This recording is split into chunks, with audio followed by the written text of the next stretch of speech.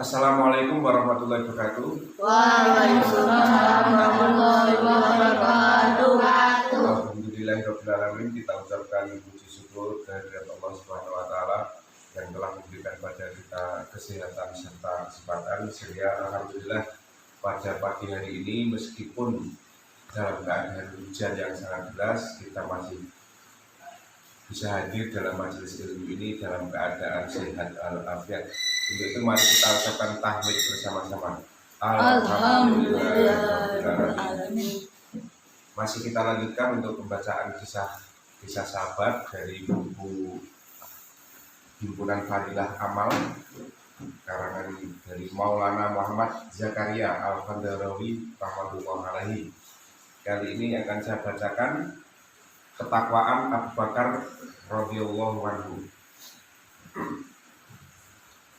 Telah menjadi kesepakatan bahwa sahabat Abu Bakar radhiyallahu anhu adalah orang yang paling utama di kalangan ahli sunat dari seluruh manusia manapun di dunia ini selain Anbiya alaihi salam.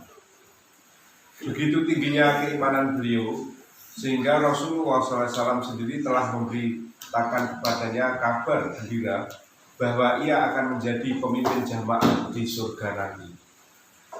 Semua pintu surga akan memanggil-manggil namanya dan diberikan kabar gembira kepadanya. Rasulullah SAW pernah bersabda, dari kalangan umatku yang paling dahulu masuk surga adalah Abu Bakar radhiyallahu anhu.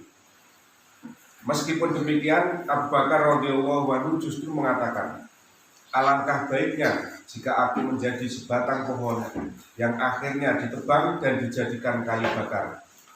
Pada saat lainnya ia pernah berkata, alangkah baiknya jika aku menjadi rumput saja yang akan dimakan oleh binatang-binatang ternak.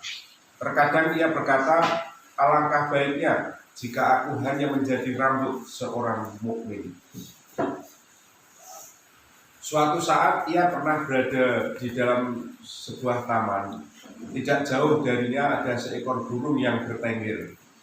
Abu Bakar berkata, wahai burung, alangkah nikmatnya kamu.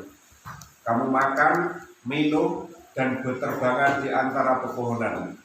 Tetapi di akhirat tidak akan ada kitab hisab bagimu, seandainya Abu Bakar menjadi sepertimu.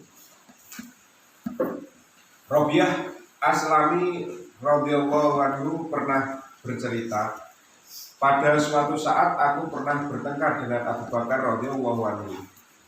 Ia telah mengucapkan perkataan kasar kepadaku, tetapi saya diamkan saja. Tidak lama kemudian ia menyadari kesalahannya, maka ia pun berkata kepadaku, ucapkanlah kepadaku perkataan yang kasar, sehingga akan menjadi balasan bagiku. Tetapi aku menolaknya. Ia berkata, kamu harus mengucapkannya. Kalau tidak, aku akan menemui Rasulullah SAW untuk mengadukan hal ini. Aku tetap tidak menjawab sepatah kata pun atas perkataannya itu. Kemudian ia bangun dan pergi meninggalkanku. Ketika itu ada beberapa orang dari Banu Aslam yang menyaksikan kejadian di atas. Mereka berkata, orang ini aneh sekali. Dia sendiri yang memulainya dan ia sendiri yang mengadukannya kepada Rasulullah SAW. Aku berkata, tahukah kamu siapakah dia? Dialah Abu Bakar. Jika kamu menyakitinya, berarti kamu menyakiti Rasulullah SAW. Barang siapa yang menyakiti Rasulullah SAW, berarti ia telah menyakiti Allah Subhanahu wa taala. Jika perbuatanku telah menyakiti Allah Subhanahu wa taala, maka siapakah yang bisa menyelamatkan kehancuran Rabi'ah radhiyallahu anhu. Kemudian saya menemui Rasulullah SAW dan menceritakan kejadian tersebut. Beliau bersabda, kamu tidak mau membalas dan tidak mau menjawab, itu sudah baik. Tetapi untuk mengembirakan hatinya, sebaiknya kamu mengucapkannya. Semoga Allah memaafkan engkau, wahai Abu Bakar. Faedah dari kisah ini adalah contoh rasa takut kepada Allah. Hanya karena sepenggal kalimat yang sepele saja, Abu Bakar radhiyallahu anhu begitu takutnya akan pembalasan nanti di akhirat. Ia sangat memikirkan dan sangat mengkhawatirkannya. Padahal beliau sendiri yang memulai dan beliau sendiri yang mengajukan halnya kepada Rasulullah SAW dengan harapan agar melalui Rasulullah SAW Rabi'ah radhiyallahu anhu mau membalas perbuatannya. Hari ini kita saling mencaci dan dengan mudahnya.